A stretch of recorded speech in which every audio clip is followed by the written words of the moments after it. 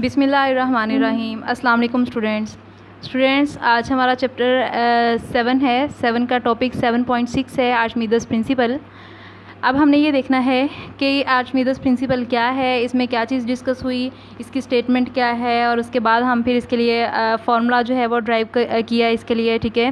और उसके बाद इसकी एप्लीकेशन देखेंगे जिसमें हमने ऑब्जेक्ट की डेंसिटी जो है वो फाइंड आउट करनी होगी एयर में भी और लिक्विड में भी, ठीक है। तो ये इसकी एप्लीकेशन है और हमने ये पढ़ना है कि आर्चिमीदेस प्रिंसिपल है क्या, इसकी डिटेल हम इसमें डिस्कस करेंगे और विद डायग्राम हम उसकी डेरिवेशन करेंगे, ठीक है। तो इसमें सबसे पहले अगर हम देखें कि आर्चिमीदेस प्रिंसिपल जो है उसने किसके मुताबिक जो है वो बात कही या प्रिंसिपल किस पे दिया, तो इसने ये बात की कि जब हम किसी भी लिक्विड में यानी वाटर में हम कोई चीज़ फेंकते हैं तो उसके ऊपर एक फ़ोर्स लगती है लिक्विड की तरफ से, वाटर की तरफ से। उस फोर्स को उसने अपथर्स्ट फोर्स का नाम दिया, ठीक है। जैसे कि कभी आपने गौर किया हो कि जब आप कोई लकड़ी का छोटा सा बॉक्स आप उसके अंदर फेंकेंगे तो क्या होगा, वो ऊपर तैरना शुरू हो जाएगा। इसी तरह से कोई बैलून है, अगर आपने एयर फिल की हुई है और बैलून जो है वो आप वाटर में फेंकते हैं तो वो भी ऊपर क्या करना शुरू कर देगा, तैरना शुरू कर देगा, ठीक है। तो ऐसा क्यों हुआ, वो ऊपर क्यों आ गया? क्योंकि उसके ऊपर वाटर की तरफ से एक फ़ोर्स लगी है और उस फोर्स को हम कहते हैं उछाल की फ़ोर्स, या फिर उसको बोलेंगे अपथर्स्ट फोर्स, ठीक है। और वाटर ने वो फोर्स किस तरफ लगाई? ऊपर की तरफ फोर्स लगाई, जिस वजह से वो क्या कर रहा है, वाटर के ऊपर है, ठीक है।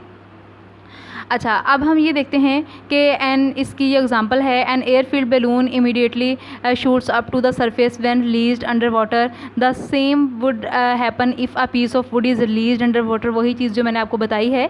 We might have notice that a mug filled with water feels light under water but feels heavy as soon as we take it out of water. इसी तरह से अगर हम देखें कि अगर हम एक मग है हमारे पास, उसको हम वाटर के अंदर डिप करते हैं तो हमें बहुत हल्का सा, बहुत लाइट नज़र आता है, जबकि अगर हम बाहर निकालते हैं तो फिर हमें सही से अंदाज़ा होता है कि वो किस तरह का है, ठीक है। तो इस तरह से हुआ क्या था कि more than 2000 years the Greek scientist Archimedes notice that, ये इसी के नाम से उसका प्रिंसिपल रखा गया और साइंटिस्ट का नाम ही क्या था, आर्चिमीदेस था। Archimedes notice that there is an upward force which act on an object kept inside a liquid. तो उसने क्या नोटिस किया, उसने इसी चीज़ को नोटिस किया कि जब हम किसी भी ऑब्जेक्ट को वाटर के अंदर फेंकते हैं तो उसके ऊपर एक फ़ोर्स लगती है जो कि किस तरह से होती है, अपवर्ड होती है, ठीक है। As a result an apparent loss of weight is observe in the object. इस तरह से हमने क्या किया, अपेरेंट लॉस ऑफ वेट जो है उसको ऑब्जर्व किया, यानी कि जैसे कि मैंने आपको बताया था कि एक ऑब्जेक्ट जो है वो उसके अंदर आपको लाइट नज़र आता है, ठीक है, जबकि वो क्या होता है, बाहर उसको निकालते हैं तो वो क्या होता है, हैवी होता है।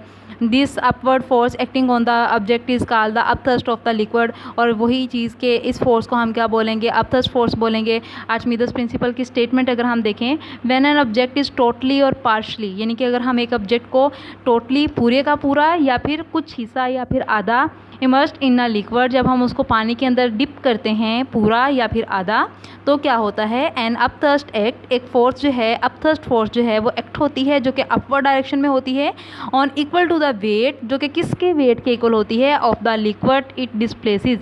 क्या मतलब ये है, इसका मतलब ये है कि जब देखिए, जब हमने एक बैलून को या एक लकड़ी के बॉक्स को हमने उसके अंदर डिप किया तो अब वहाँ से जो वाटर था वो तो साइड पे हट गया ना, वाटर ने साइड पे हट के क्या किया, उसकी जगह बना दी, उस ब्लॉक की, उस लकड़ी के ब्लॉक की क्या की, जगह बना दी। तो अब जो अपथर्स्ट फोर्स होती है वो किसके इक्वल होती है, वो उसके इक्वल, जितना वाटर वहाँ से साइड पे हटा उसके इक्वल होती है, उसके वेट के इक्वल होती है अपथर्स्ट फोर्स जो है, ठीक है।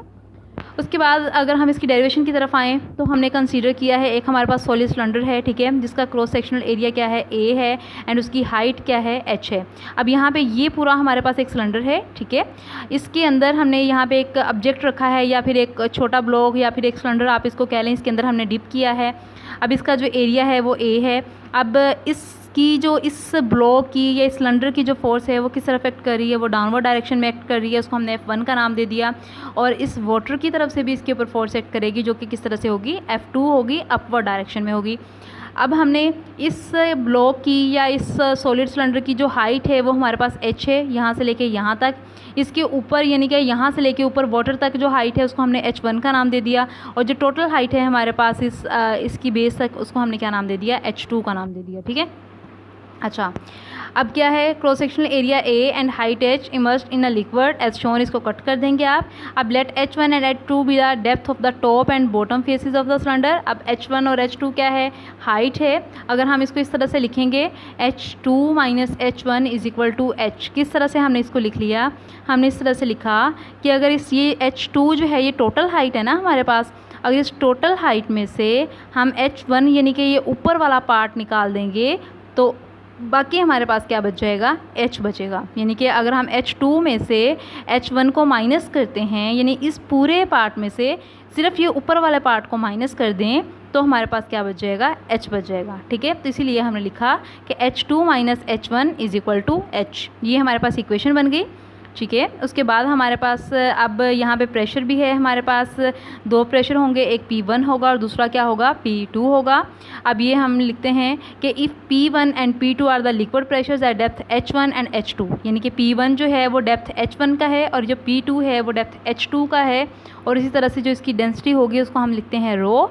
देन अकॉर्डिंग टू इक्वेशन, जैसे हमें पता है, ये हमने पहले प्रूव किया हुआ है कि पिछले टॉपिक में हमने ये प्रूव किया था कि प्रेशर जो है वो P is equal to rho ji H होता है, लेकिन यहाँ पे हमारे पास दो हैं तो हम इसको दो के लिए वो कर लेंगे, एक वन के लिए बना लिया, एक हमने किसके लिए बना लिया, टू के लिए। तो P1 is equal to rho ji h one आ गया और P2 is equal to rho ji h two आ गया।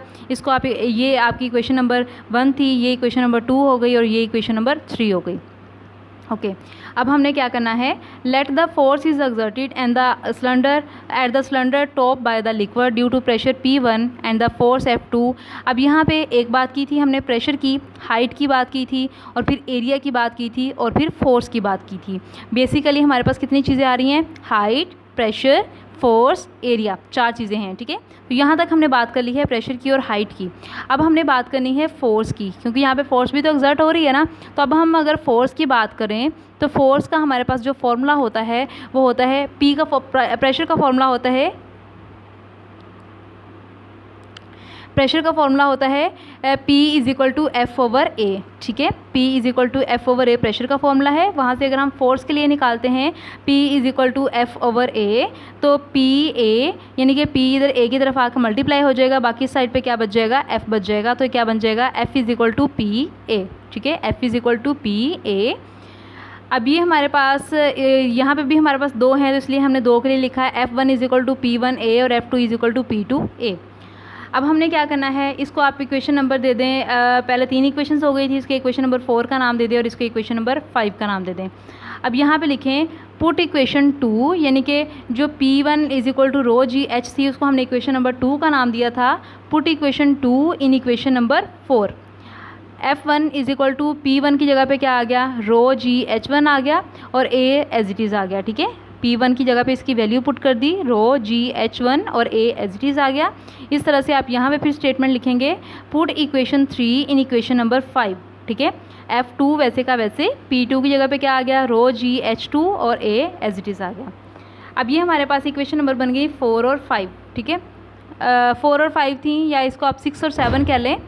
उसके बाद हमारे पास है F1 and F2 are acting on the opposite faces of the cylinder, therefore the net force F will be F2 minus F1 in the direction of F2। This net force on the cylinder is called the upthrust of the liquid. अब इस net force को, यानी कि अगर F2 में से F1 को हम माइनस करेंगे तो इसको हम क्या बोलेंगे, अपथ्रस्ट फोर्स बोलेंगे। F2 माइनस F1 ये असल में हमारे पास क्या है, अपथ्रस्ट फोर्स है। तो यहाँ पे हम अपथ्रस्ट फोर्स के लिए फॉर्मूला ड्राइव कर रहे थे। अब F2 की वैल्यू हमारे पास क्या है, रो जी एच वन ए, और F2 की वैल्यू हमारे पास क्या है, रो जी एच वन ए, सॉरी F2 की है रो जी एच टू ए और F1 की है रो जी एच वन ए। हमने F2 और F1 की जगह पे इनकी वैल्यूज़ पुट कर दी। अब यहाँ से कॉमन हमारे पास क्या आ रहा है, रो जी ए, रो जी ए कॉमन निकाल लिया, बाकी क्या बच गया, H2 माइनस H1 बच गया। बाय इक्वेशन 1 जो सबसे पहले आपने इक्वेशन बनाई थी उसमें आपने क्या लिखा था कि H2 माइनस H1 जो होता है ये H के इक्वल है। ठीक है, तो हमने H2 माइनस H1 की जगह पे H लगा दिया, रो जी ए एच, और ए एच हमारे पास इक्वल होता है वॉल्यूम के, ये आपने पिछले टॉपिक में पढ़ा है। ठीक है, ए एच की जगह पे हमने क्या लिख दिया, वॉल्यूम, रो जी वी। तो अपथर्स्ट ऑफ लिक्विड किसके इक्वल है, रो जी वी के। Here A H is the volume V of cylinder and is equal to the volume of the liquid displaces by the cylinder. अब ये क्या है, A H जो है वो वॉल्यूम है, ठीक है। Therefore rho G V is the weight of liquid displaced. अब रो जी वी क्या है, वेट ऑफ क्या है, लिक्विड डिस्प्लेस्ड, यानी कि लिक्विड जो डिस्प्लेस हुआ। उसके बाद है that an upthrust act on the body immersed in a liquid and is equal to the weight of liquid displaces which is Archimedes principle. जैसे कि हमने इसको वेट का नाम दिया और ये हमारे पास अपथर्स्ट फोर्स है, तो हमने यही चीज़ प्रूव करनी थी कि अपथर्स्ट फोर्स जो है वो लिक्विड के वेट के इक्वल होती है। कितने लिक्विड के, जो लिक्विड डिस्प्लेस होता है उसके वेट के इक्वल होती है अपथर्स्ट फोर्स। तो यही हमने यहाँ पे रिलेशन निकाला है इसका, ठीक है। उसके बाद जैसे कि मैंने आपको कहा था कि इसकी डेरिवेशन के बाद हम इसकी एक बल्कि यहाँ पे आ जाती है एग्जांपल है, उसको पहले डिस्कस कर लेते हैं, उसके बाद फिर इसकी एप्लीकेशन को देखते हैं।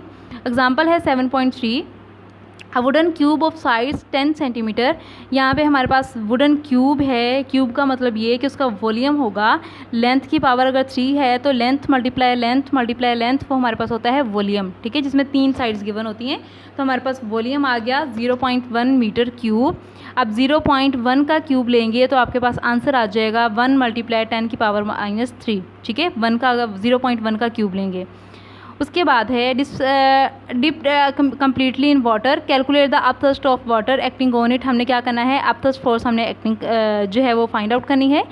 तो अब डेंसिटी ऑफ वाटर जो है, ये मैंने आपको एक टेबल था, आपको याद होगा, वो मैंने आपको कहा था कि इसकी मैंने डेंसिटीज़ कुछ सब्जेक्ट की थी, वो आप लोगों ने याद करनी थी। इसमें इसकी जो डेंसिटी है वो 1000 है वाटर की, ये आपको याद होनी चाहिए। और उसके बाद अपथर्स्ट ऑफ वाटर, अब ये भी हमने इसका फॉर्मूला ड्राइव किया है, रो जी वी है। रो की वैल्यू हमारे पास 1000 आ गई, जी की वैल्यू हमें पता है 10 होती है, और वी की वैल्यू हमने यहाँ से निकाल ली, ये पुट कर दी, तीनों को मल्टीप्लाई करेंगे तो हमारे पास इसका आंसर आ जाएगा, ठीक है। अच्छा, अब ये तो इसकी एग्जाम्पल होगी। अब नेक्स्ट जो है वो डेंसिटी ऑफ ऑब्जेक्ट है। अब हमने डेंसिटी ऑफ ऑब्जेक्ट जो है वो फाइंड आउट करनी है। किसी भी ऑब्जेक्ट की डेंसिटी हम किस तरह से फाइंड आउट करते हैं, तो ये हमारे पास है Archimedes principle is also helpful to determine the density of an object. The ratio in the weight of a body with an equal volume of liquid is the same as in their densities. यानी कि हमारे पास ये जो densities की ratio होती है वो wait की रेशो के इक्वल होती है, ठीक है। जो डेंसिटीज़ की रेशो है अकॉर्डिंग टू आर्चिमीदेस प्रिंसिपल, जो डेंसिटीज़ की रेशो होती है वो किसके इक्वल होती है, वेट की रेशो के इक्वल होती है। अब सबसे पहले हम ये देखते हैं कि यहाँ पे आपको नज़र आ रहा होगा 2 डायग्राम्स हैं, के और बी है। यहाँ पे जो ए डायग्राम है इसमें हमारे पास जो ऑब्जेक्ट है वो हमने अभी डिप नहीं किया, वो एयर में है, तो इस टाइम हमारे पास इसकी डेंसिटी कुछ और होगी। और यहाँ पे हमने इसको क्या कर दिया है, इसके अंदर डिप कर दिया है, तो यहाँ पे इसकी डेंसिटी और होगी। तो यहाँ पे इसका वेट और होगा, यहाँ पे फर्स्ट डायग्राम में इसका वेट कुछ और होगा और सेकंड डायग्राम में इसका वेट कुछ और होगा। इसलिए हमने 2 डेंसिटीज़ ली हैं और 2 ही क्या लिए हैं, वेट लिए हैं। अच्छा, अब हमने क्या किया, let density of the object, object की जो डेंसिटी है यानी इसकी जो डेंसिटी है वो क्या आ गई, D, capital D. Density of the liquid, अब जो लिक्विड की डेंसिटी है वो हमारे पास क्या आ गई, रो आ गई, ठीक है। वेट ऑफ द ऑब्जेक्ट, अब जो ऑब्जेक्ट का वेट है वो हमारे पास क्या है, W1 है। Weight of an equal volume of liquid, अब जो लिक्विड का वॉल्यूम है वेट है वो कितना होगा, W1 में से अगर हम W2 को माइनस करते हैं तो हमारे पास क्या आ जाएगा, यानी कि अगर हम इस ऑब्जेक्ट का वेट लिक्विड के वेट में से ऑब्जेक्ट के वेट को माइनस कर देंगे तो बाकी हमारे पास क्या आ जाएगा, ये वेट आ जाएगा, ठीक है, W। अब हमने क्या करना है W2 is the weight of the solid in liquid. अब ये वाला जो है यहाँ पे जो था इसका वेट 1 था और यहाँ पे क्या है, इसका वेट 2 है, ठीक है। अगर W1 में से यानी कि इसमें से इस वेट को माइनस कर देंगे तो हमारे पास लिक्विड का वेट आ जाएगा। उसके बाद according to Archimedes principle W2 is less than its actual weight W by amount. अब ये रेशो हमारे पास डेंसिटीज़ की D over rho is equal to W1 over W, ठीक है। यानी कि हमारे पास डेंसिटी है ऑब्जेक्ट की और वेट है ऑब्जेक्ट का, उसके बाद डेंसिटी है हमारे पास लिक्विड की और वेट भी हमारे पास किसका आ गया, लिक्विड का। अब D is equal to W1 over हमारे पास क्या आ गया, W मल्टीप्लाई बाय क्या आ गया, रो, डिवाइड हो रहा था, रो इधर आके क्या हो जाएगा, मल्टीप्लाई। अब W हमारे पास किसके इक्वल था, W2 माइनस W1 के। ये हमारे पास इक्वेशन बन गई किसके लिए, ऑब्जेक्ट की डेंसिटी फाइंड आउट करने के लिए, ठीक है। ये इसकी एप्लीकेशन है आर्चिमीदेस प्रिंसिपल की, और इसको आप इस तरह से भी कर सकते हैं, ये इस तरह से भी शॉर्ट में आ सकता है कि डेंसिटी ऑफ ऑब्जेक्ट हम किस तरह से फाइंड करते हैं, उसका फॉर्मूला लिखें, या न्यूमेरिकल में भी ये इस्तेमाल हो सकता है, इसका फॉर्मूला जो है न्यूमेरिकल में इस्तेमाल होता है, तो ये भी आपने करना होगा, ठीक है। तो आज हमने ये आर्चिमीदेस प्रिंसिपल कंप्लीट कर लिया। नेक्स्ट हमारी एग्जांपल 7.4 है और प्रिंसिपल ऑफ फ्लोटेशन है, वो इंशाल्लाह हम नेक्स्ट लेक्चर में डिस्कस करेंगे। अल्लाह हाफिज़।